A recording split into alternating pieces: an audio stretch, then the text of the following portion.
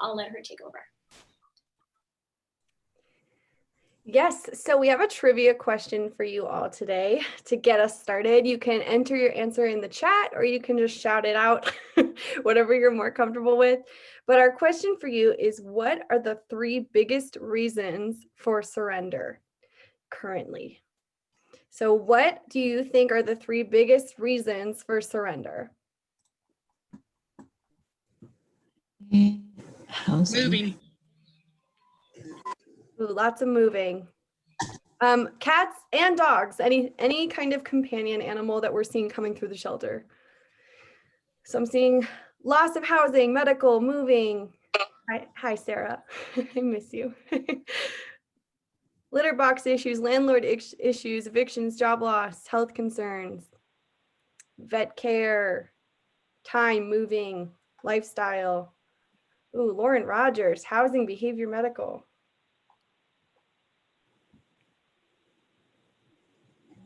Good, well, thanks guys.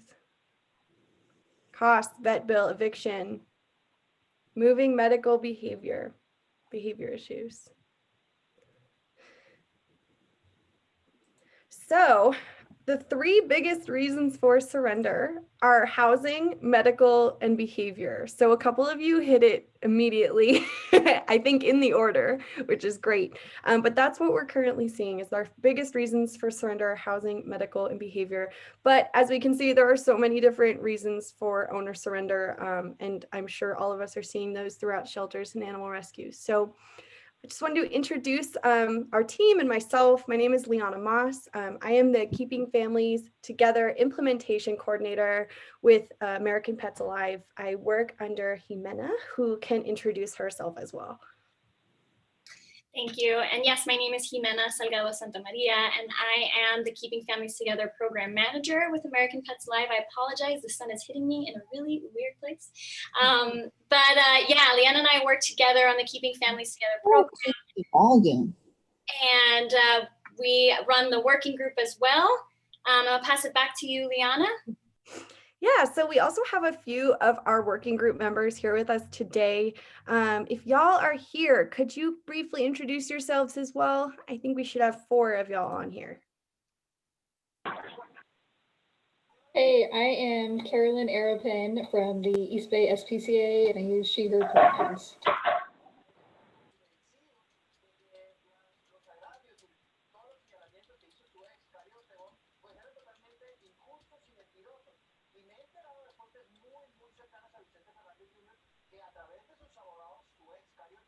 If anybody else from my team's on here, one more chance.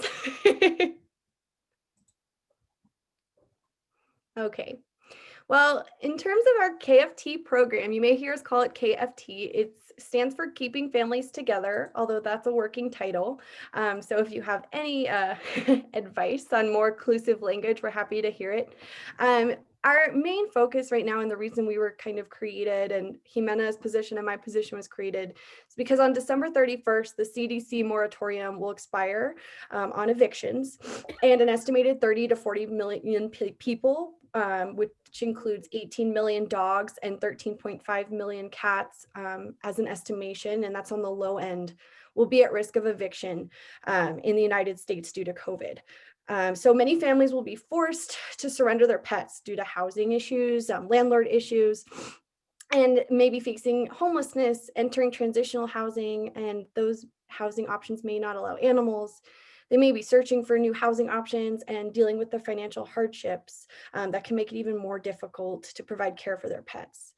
So currently, most shelters are not fully prepared to meet that overwhelming number. We've never seen really numbers like that. So it makes sense that we're not necessarily fully prepared and to meet those needs of those families that could be forced to separate due to eviction.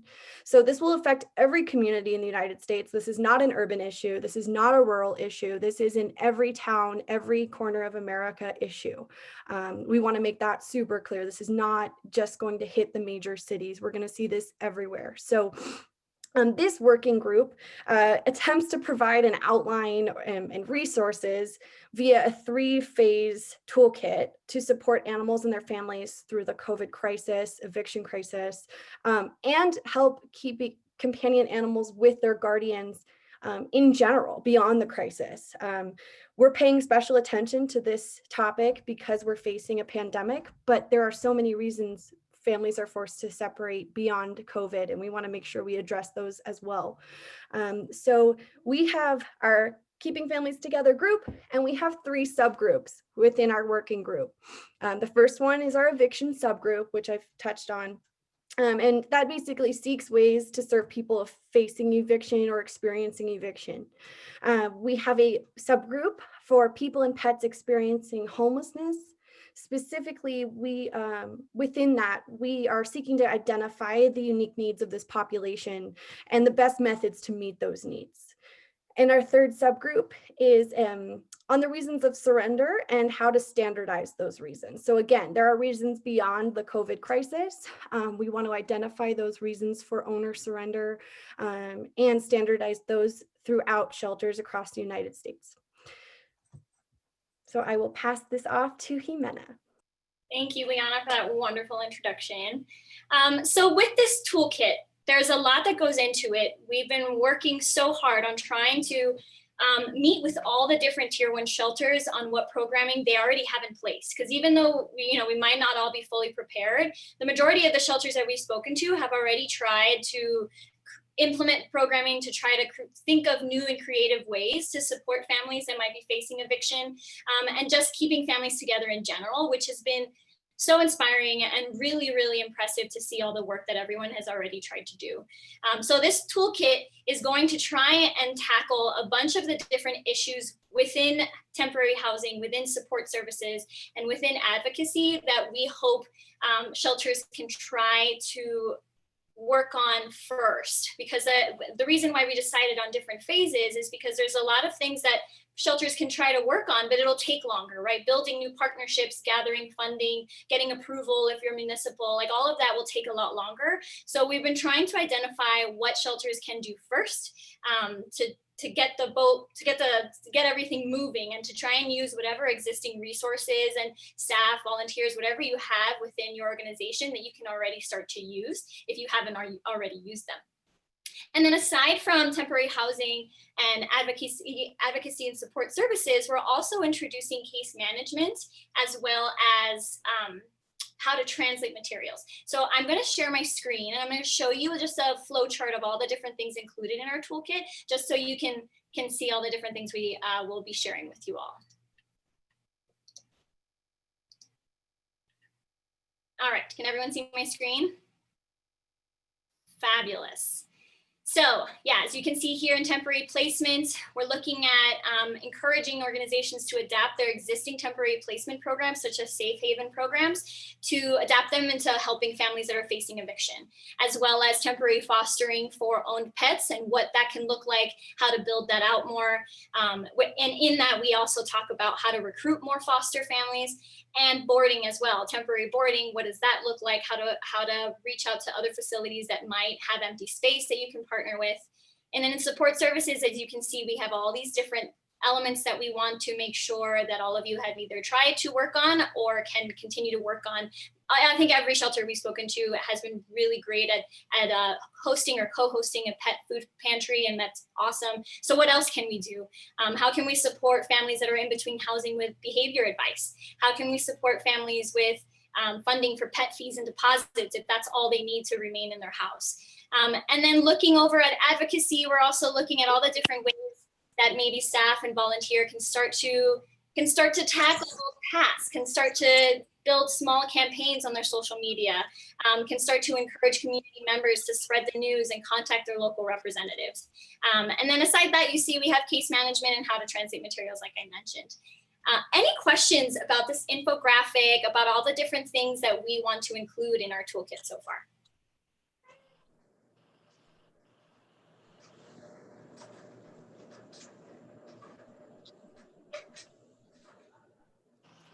So Jimena, someone's saying that the slide is a little bit blurry for them. Oh. Are you able to send this out via email? Let's see. Here, I can stop sharing. And Liana, do you have it, right? You can share it. Yes, I do. One moment.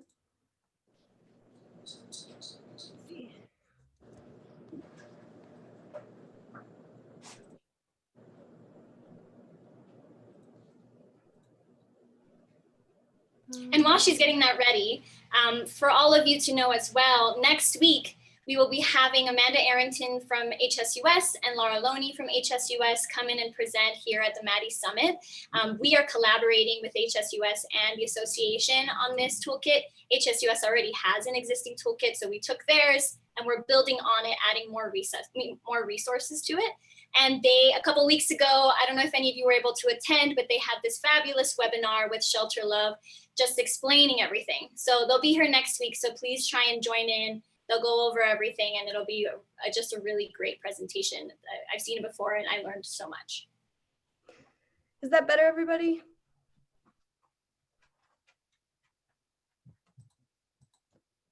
Yes, looks great. Okay, thank you. Great,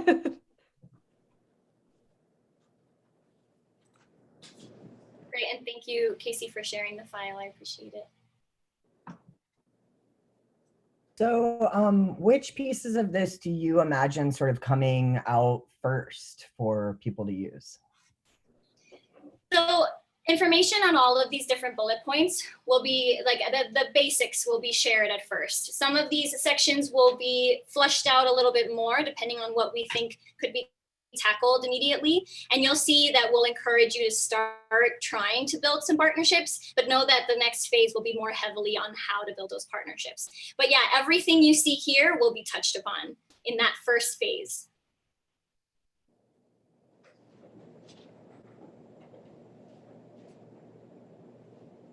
Excellent. Thank you so much.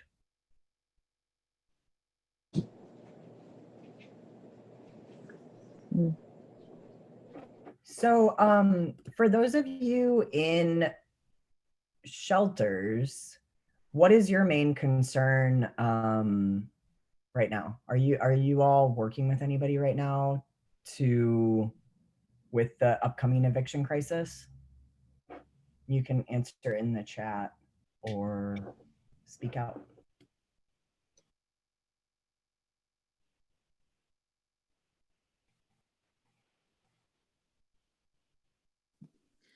This is Ashley.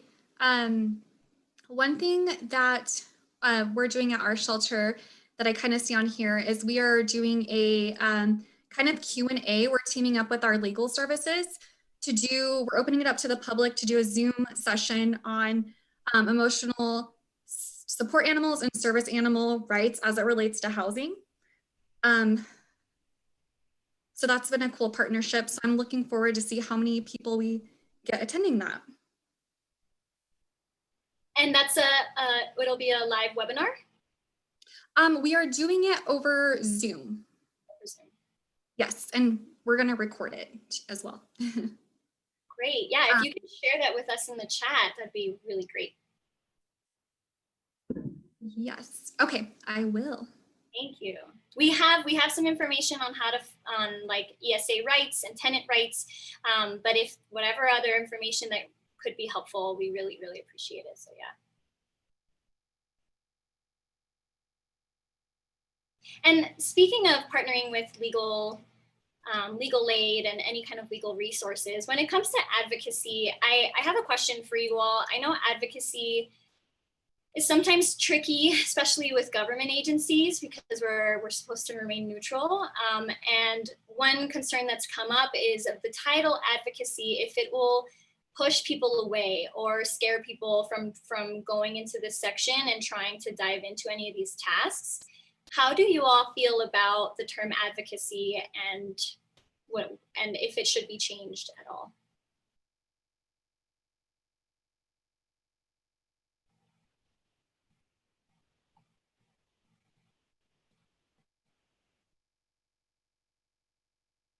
Can you say a little bit more about that? Yeah, so being an advocate, from what I understand, I'm new in the animal sheltering world, but I was having this conversation with Kristen about being in a municipal shelter and how when you're a government agency, you have to remain neutral. And becoming an advocate means you are on a side. You are, right? You are supporting, you are fighting for, you're advocating for a certain cause. And how the word advocacy could be sometimes a little scary, a little harder to work with. And so we were thinking, should we change the word? Will it scare people away or will it not at all?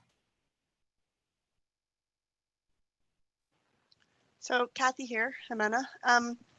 Also a government-run municipal shelter, but interestingly, and I'm sure I've explained this on some other call, we're what's referred to as a lower tier municipality. So here in Ontario, what that means is we're not responsible to provide social support services. That's at the next tier in the region.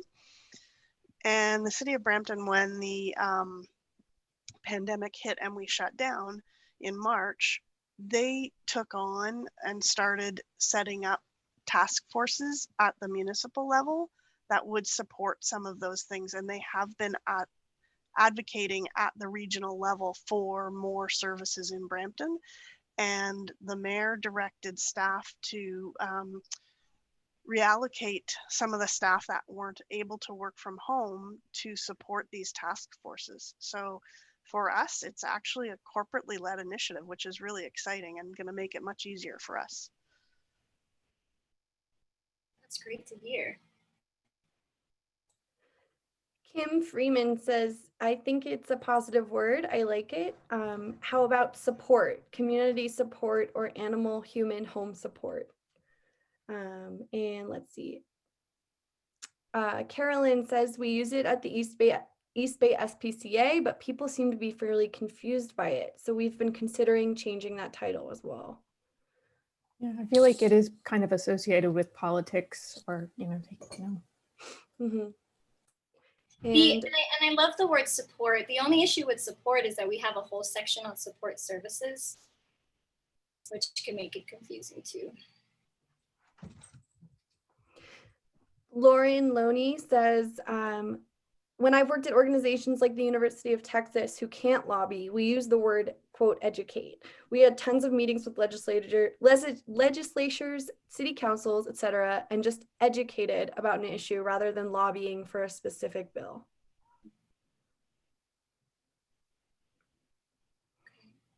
That's good. The other one we've been playing with is championing.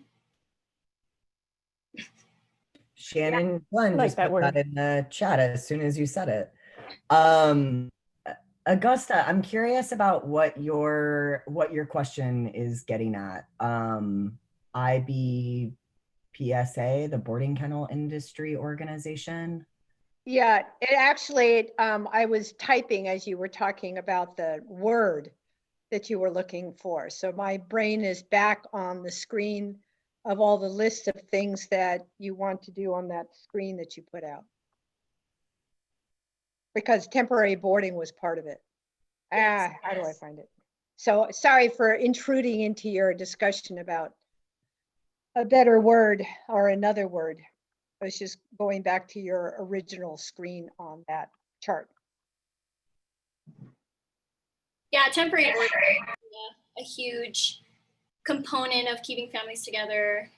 We have to reimagine our protocols and adapt and see how we can shift what boarding opportunities we have within our organization and the organizations that partner or around us to be able to provide as most space as possible so that families can be reunited. So yeah, temporary boarding is going to be crucial.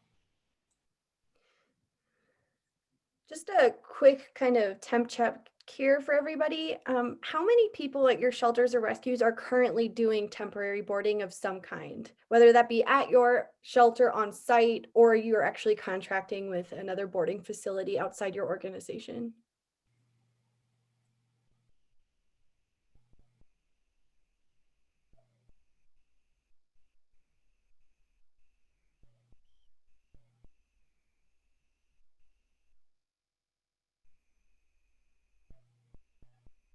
And are those new relationships or have those been relationships that y'all have had?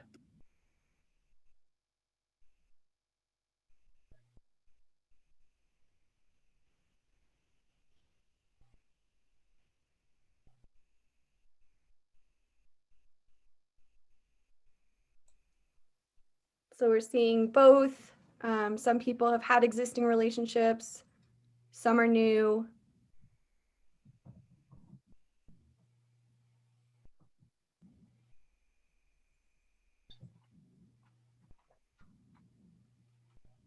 It's great to see that so many are already have it in place or are working on building it more, because I think that's going to be one of the biggest services we'll be able to provide. And I see here there's some further up, there are some other notes going back to advocacy that people like it. So maybe we can feel okay with using it for now. And another check to see what people are doing when it comes to funding to support families for pet deposits and fees. Any of you in your organizations have y'all been able to provide that kind of support?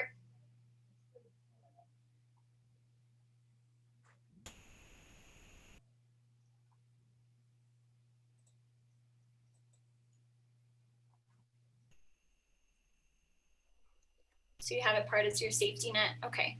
I know that KC Pet Project has a pet care assistance program that is available to assist families with pet deposits and fees, but they've only been able to use it for medical assistance. So I don't have any success stories yet. So if any of you have success stories, please send them our way. Because in this toolkit, we want to have as many success stories as possible to inspire others, to show that it is possible to get these things done, to provide these kind of services to help keep families together. Shannon, you've done it too. Great. So you mentioned earlier about sort of offering more food as a service over the last several months.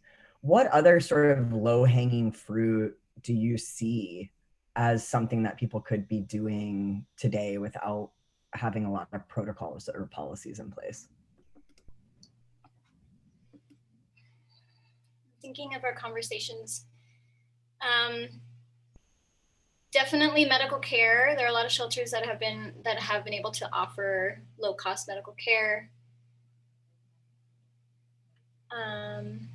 Behavior advice is something that if your behavior team has time and is willing, for folks that are at the point of surrender due to behavior, sometimes a phone call can be helpful. And I know that sounds really limited, but I know that sometimes time is, especially staff time, especially in a pandemic, is super limited. So at the very least, a phone call to help maybe sort out some minor behavior issues or challenges. Also, in terms of low-hanging fruit, is if they have time, doing a behavior consultation for extreme issues. If you have time at the shelter or rescue with your behavior team, is something else that you don't necessarily need to have a ton of legal structure and things to that program. And I think something important to find out in your community is what shelters, human shelters, already exist that provide co-sheltering, which allows pets to stay with their people. So identifying those programs could be a great resource to provide for a family or an individual that come in and they know they don't have anywhere to stay. Having that offhand is great. Also being super familiar with websites like AmPA and Just Shelter. Both of those websites have like tons and tons of resources depending on the community you're looking at, for housing, for social services, which includes mental health, everything. So having those two websites just as a bookmark ready for your staff to look at to see where they can provide those services for people coming in. Ooh, yes. Brenda says we do Zoom meetings for dogs, cats, and rabbits with experts, and people can join for fun or because they have a problem they need help with. That is awesome and super accessible. And then Melissa says our retention program is called HOPES. We have been able to assist with boarding medical food and supplies thus far. Hopefully we will be able to assist with pet deposits soon. That is great. We love to hear that. Repeat the two websites that you just mentioned. Yes, I'll add them in the chat. It's AmPA and the second one is Just Shelter.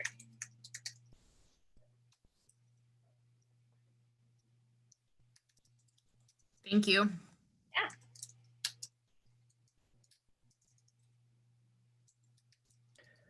What other questions do folks have today? And this is a huge topic and it's pretty anxiety provoking, I think, for many of us. But what questions do y'all have while we're all together?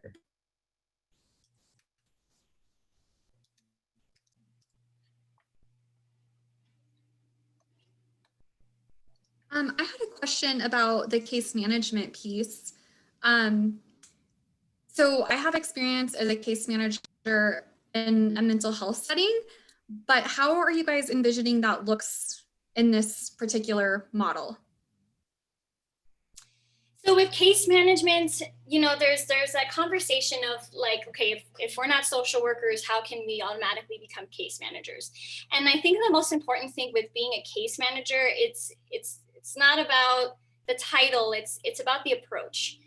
So with case management, the top 3 best practices are a holistic approach, which holistic basically meaning let's consider everything that connects into this person's life, the interconnection between their home, their environment, their pets, and just think of that person as not just one person, but think about all the different things that could be impacting them. And we find that out by questions, right? And we find that out by learning more about the person.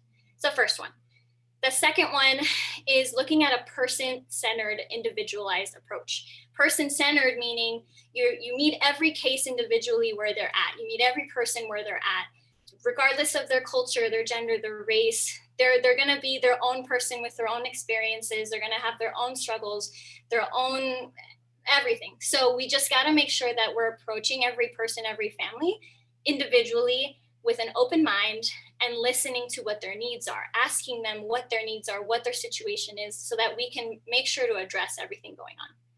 And then the last one is what we call disciplined compassion. So when we're helping families and there's a lot of things going on and we get overburdened and we take things on, right? When you listen to a friend tell you of an emotional story, sometimes it's hard not to take it on yourself. So as a case manager, as a social worker, as a person working in the community, when you have so many people coming in with their different experiences, with their different struggles, it's hard to sometimes you become fatigued, right? Like we put all this energy and then sometimes things don't happen the way you want them to happen and things fall through and then you get stressed out and then you end up not caring anymore. So the idea is to set your boundaries and to show that you care, but know how much you can do, and also give the person the determination to make those decisions. So if you end up giving them all these resources and they end up not following through, how can we support, but at the same time, they are their own person and we have to respect their decisions.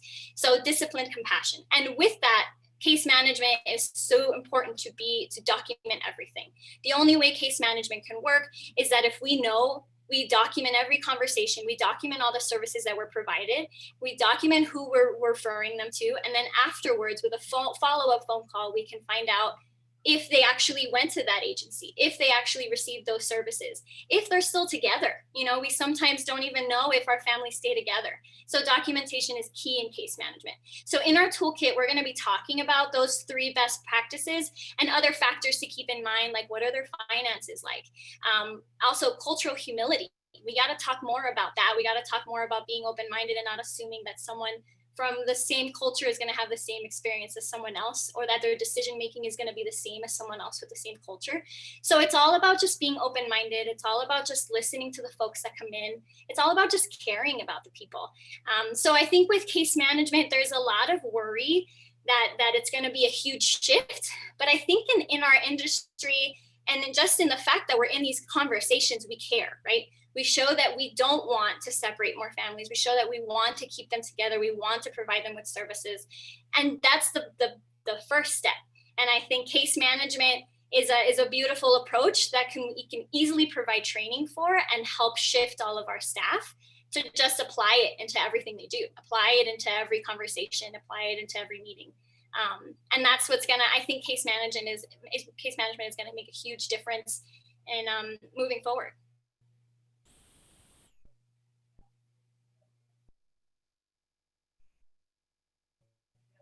Do any of you have fears about case management?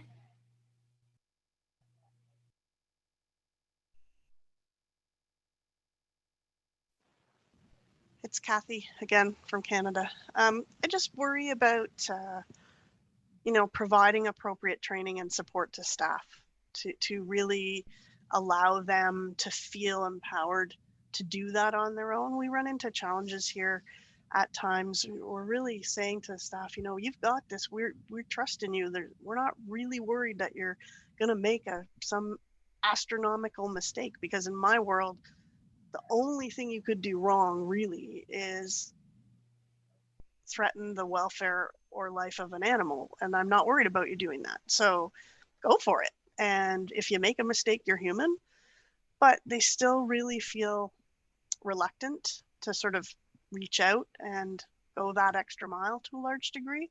So that's what I'm thinking, is like, I really want to make sure that we have the appropriate backup for them to be able to do that and feel confident in it. Yeah, and I think I'm hoping that this first phase of materials that we provide for case management is helpful, but this toolkit is going to be a living agenda. So in those first few weeks, if you feel that we need more, then we can add more. We can put in more trainings. We can build on it to make sure that every organization feels like that their staff is empowered enough to take this on. We're also putting in videos that might help, examples, because the cool thing about case management and the videos that we'll be including, so you have one person that has a 15-year-old dog coming in to surrender, and then another person that has a 15-year-old dog coming in to surrender. One case is they're elderly and they're really sick, and they are going into elderly housing, and they can't take care of their pet, but they know that they want to find a new home. Great. The other story is a young couple that they cannot afford the care for their 15-year-old pet, but they want to keep this pet so badly, but they don't know what to do, so they come into surrender. With case management, you have, out of the two cases, you can have one that ends up in the shelter. Without case management, you'll have two, right? So it's the simple steps of like having those conversations that can just help people start off, right? They don't have to be perfect case managers to begin with, but just that first conversation of asking people what they need is the most important part of case management, and also just being open-minded and respectful. One of the main things in documentation, which we're providing in our toolkit, and I think is going to be super helpful, is the language we're using when we are writing the notes, right? We don't want to come off as judgmental. We don't want to come off as like they're abandoning their pet. Like, you don't want to use that language, because first, it's not person-centered. Second, it's judgmental. And who are we to know what their cases are? Who do we know what their backgrounds are, what their desires are, what everything they've done to already provide for this pet? So we gotta really make sure our staff is using neutral language, respectful language. And I think with the tools that we're providing, I'm hopeful that step by step, staff can take those words out of their vocabulary when they're referring to clients, and little by little begin to really learn how to address families in a way that is considerate and that's humble. We gotta really push our staff to be open-minded to different lived experiences. But yeah, Kathy, for sure, we want your input as this toolkit comes out, and we are definitely hoping to continue improving it as we go. It's not going to be set in stone at all, so your feedback will be so crucial. As you may have noticed, I'm shy about providing feedback. Shannon provided a really good supporting point. She said, while those of us in human services say case management, really it's all about having a conversation-based approach with folks. And I think that's the point that Jimena and I are trying to get across in this document. And we have also discussed the idea of animal welfare and sheltering and rescue being very transactional focused. Animals come in, animals leave, animals surrender. Why are you surrendering? Okay, process the animal through. What we are hoping to intervene with or shift to is a transformational or relationship-based approach rather than transactional. And I think for the most part, most shelters and rescues are already doing case management with animals. Many may not realize it, but any behavior intervention you do, any kind of tools you use for the animals, any type of enrichment, or even just finding the right fit of an adopter is going to be a case management approach. So we're just trying to apply that to the human-animal bond and keeping animals together in that sense, if that makes sense.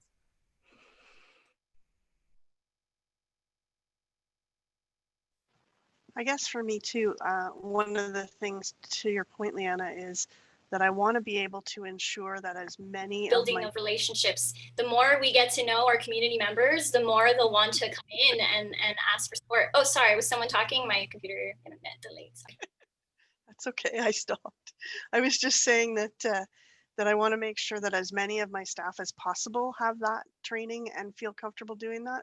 You know, early on in the game, there were conversations about don't just assign one person to do that. So every time somebody phones and says, you know, I want to talk about a foster pet, it's like, oh, wait, you have to talk to the foster coordinator. No, it's like everybody needs to be a jack of all trades.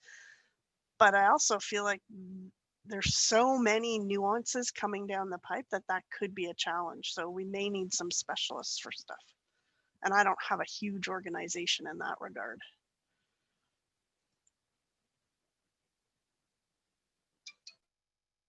And that's important to understand, to recognize, right? That we're not all experts, and sometimes we are going to need expert support for sure.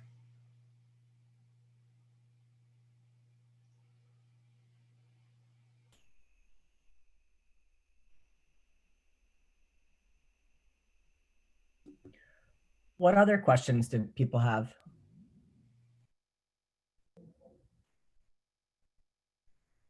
Someone's got to have another question. This is fascinating stuff.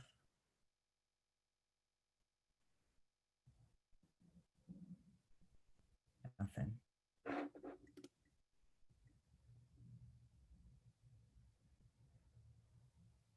Someone put in the comment about working with landlords on allowing pets. And I was curious if anyone does have experience with that and any good insights. We have been talking at our shelter about starting to do that, but it just seems like a really daunting process because there's so many landlords, and how do you get them all together in one place kind of thing? Jimena can go into more depth on like large scale, probably landlord stuff, but I will just say Sarah Aguilar, if she's listening and she's on this call, is like my hero, and a year ago called a landlord up personally and intervened and got him to allow a behaviorally challenged dog to stay on his premises, and it was one of the most amazing things I've ever seen. So big shout out to Sarah. That was all you taking it over. Do not shrug your part in that.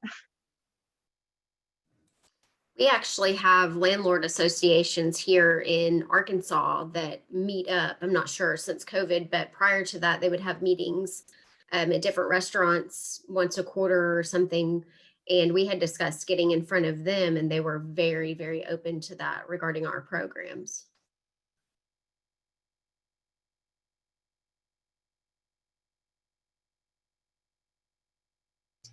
That's awesome. I was talking to Kristen about this yesterday, and she was saying that she spent all this time meeting with a bunch of landlords and then having to meet with the underwriters and the process was just endless, and it seemed kind of hopeless. But with big corporations, big like rental property corporations, it's going to be a bit harder. But with private landlords, she was telling me that just calling them up, like Sarah did, just calling them up and advocating for a family has shown results. And then besides that, HSUS has this beautiful toolkit on like pets are welcome housing, right? Because pet friendly housing, we see it still has so many restrictions. So housing that supports pets of different kinds is what we want. And this toolkit we'll be providing within our toolkit has a lot of really great talking points and different resources on how to reach out to officials in the community and landlords to advocate for better pet welcome housing. So hopefully that's helpful. There's one question in the chat, I'm not sure if you saw, Jimena. It says, how do you get a government shelter to start thinking about adding a resource center or helpline? Well, with a resource center helpline, government shelter, that's a good question. I know that when it comes to helplines, that requires funding, that requires staff. So you need to start, I think we're where you'd want to start is seeing what resources you already have in place, what volunteers you already have in place, and what services you can provide through a helpline if you wanted to start that way. But other than that, I can definitely look into what would be the best steps, especially for a government shelter, because I don't know offhand on how to build that. And then we can see where we can try to incorporate that into the first or the second phase. But I think it's super helpful to have a helpline available as a government shelter or any shelter.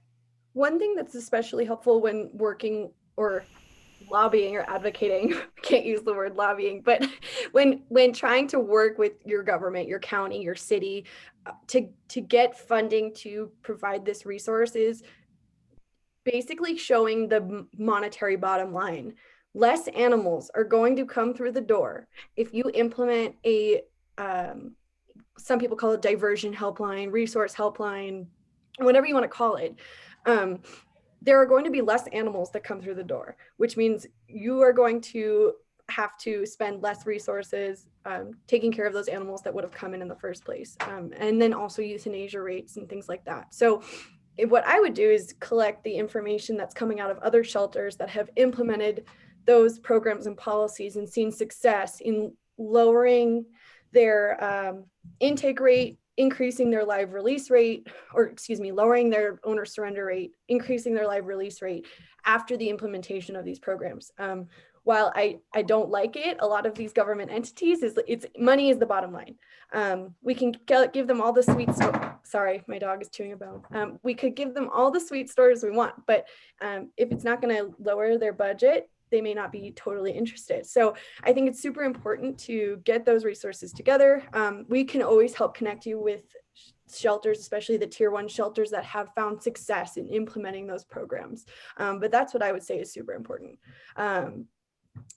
Where can I find those orgs that have the data? We would be happy to connect you.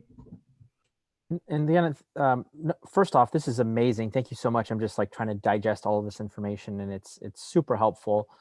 Speaking to sort of the government support as far as support services or call centers, I know that we always talk about sort of like the bottom line and cost savings, but there's also something to be said about something being cost neutral. I think right now, especially with the reduction of animals in shelters through COVID, it is actually a great opportunity to be able to implement new sort of programs or strategies to help sort of elevate that organization and also their community's perception of that organization. Because from my personal experience of working in government is high-level government officials, one, don't want to be bothered, right? And I'm saying this in the most respectful way. And two, don't want complaints, right? And also constituent support is such a big part of it, right? So if you're able to say this program essentially, because of the additional bandwidth we have of staff, because of reduction in animals we're supporting, can be implemented at a cost neutral opportunity and will have an increased support of constituents.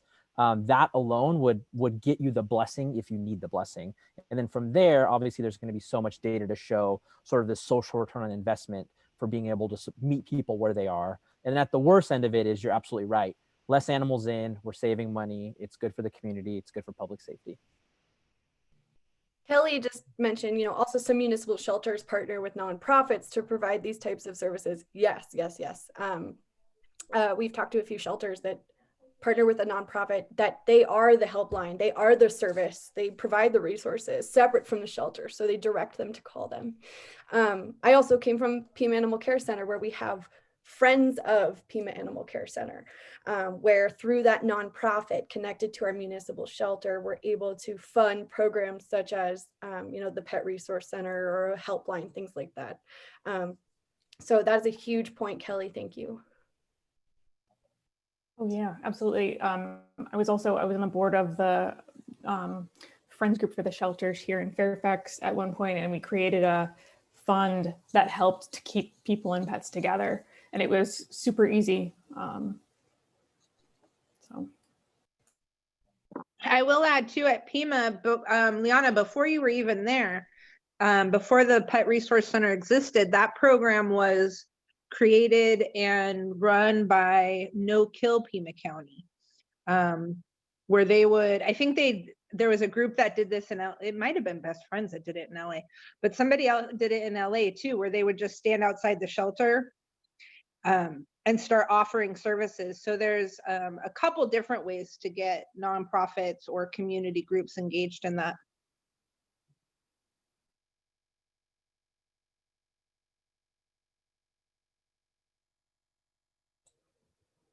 Bobby threw out a question. How many of the government shelters here have 311 answer shelter calls? It looks like Becky says Houston has 311. Anybody else?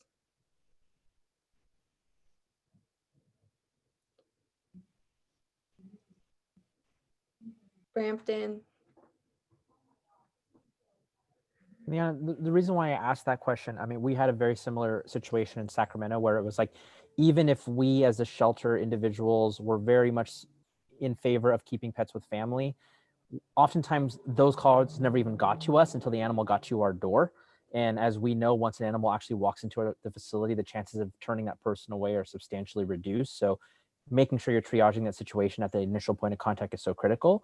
And so for me, it's interesting to know this, because I would love to know, for the people that do have a 311 center, how do you manage your relationship with them to make sure that they're providing the appropriate sort of case management to your clients? We tell them they have to forward all the calls to us. It's brutal for us. Like, I mean, I'm sure they try hard, but they're plagued with a significant number of part-time employees. Their staff turnover is huge.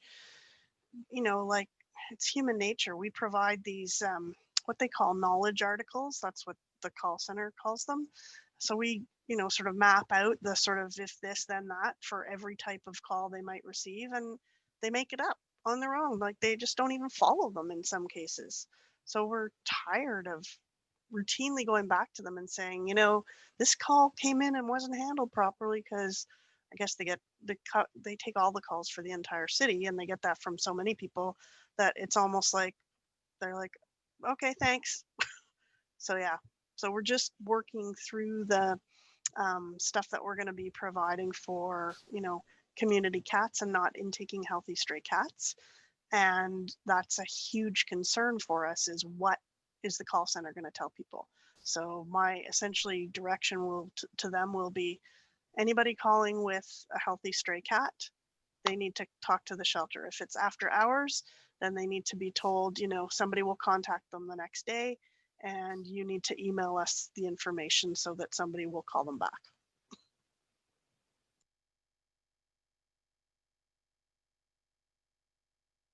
Becky, how about in Houston? How is that relationship managed? Well, I don't actually work at the shelter, but I know that it not particularly great.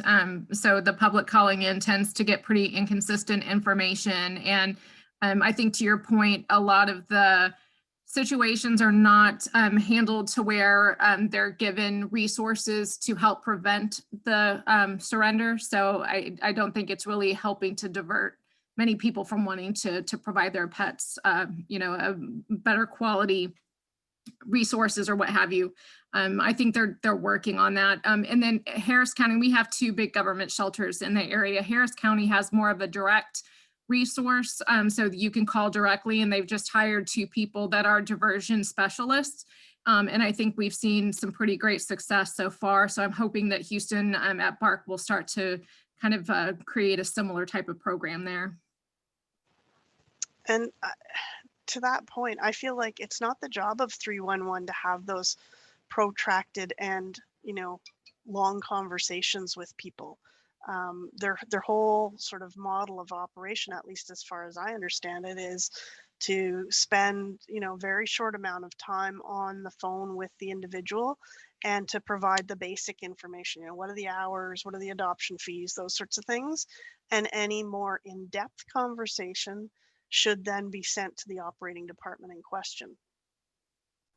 Yeah, Kathy, you're 100% right. Their KPIs are based off of their length of their calls and what volume of calls they can get through. And I just, this is actually my shameless plug for the case management working group that's going to be starting early next year. So a big part of what we're going to be doing is actually collecting a lot of the scripts that are provided from shelters to their 311 call centers, because it is so critical, because that's really the only tool we're arming them with. And so with the help of the Keeping Families Together group and the phenomenal work that we're doing, we really want to just be able to provide them another level of support to make sure that the communication channel is open. So if anybody's interested in that group, please shoot me an email. We're probably going to be starting it sometime in early January. Sorry for hijacking, ladies. That's totally Because fine. you needed another working group, Bobby. I'd be happy to join that one.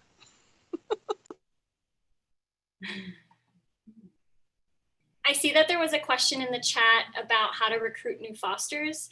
And Kelly sent us this really great video on that conversation. Kelly, you want to talk more about that? Yes. So there's a bunch of ways to recruit new fosters. I don't know. I'm trying to think of how I can do this in like a minute. I will put a couple of things in the chat. Did I give you the video from the, what do you call it? The foster working group? Mm-hmm. Yeah. Yeah, so basically there are three ways to put more pets in foster. One is recruiting fosters. One is making your other types of supporters into fosters. And the last one is marketing pets from foster. So your fosters can get their pets adopted and take a new one, which may actually be even more helpful than recruitment. But we have done a ton of awesome research on market research about what types of messaging are most likely to make a person change from a potential foster to an applicant. And so a lot of that is in there. One of the major themes is to make sure you tell them why, like what foster does, how it works with adoption, and how it saves lives, because people don't quite understand that distinction. And that video will be in the toolkit, as well as a couple additional resources that Kelly sent our way. So you'll be able to check those out once we have the toolkit up.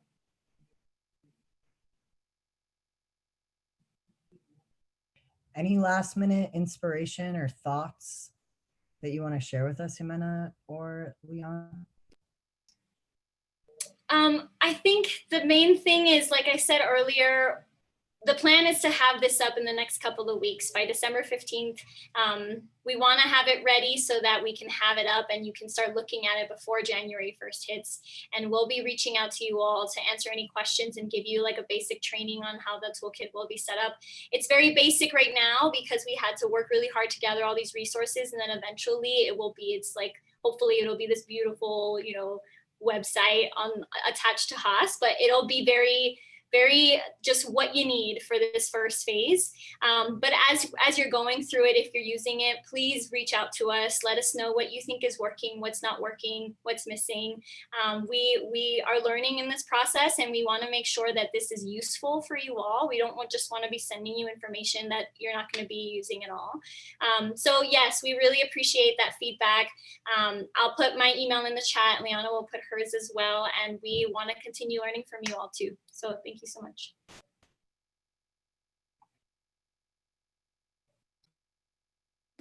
Thank you. This has been wonderful, and so thrilled to have you both working on this important project and having you here with us today. And next week, do you want to just repeat again who's going to be here?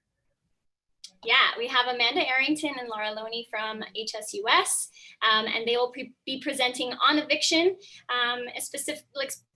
especially on how animal welfare organizations need to play a role in providing families with resources and making sure families can stay together, because this crisis is so big, so large. And they also go into the history of housing insecurity in this country and how it's been such a huge problem already, and COVID has just exacerbated it. So yes, make sure to tune in next week. It's a really great presentation, and I'm so happy that they agreed to present for us. Thank you so much. This has been amazing. And thank you all for joining us today, and we will see you again next week. Bye, everybody. Thank you.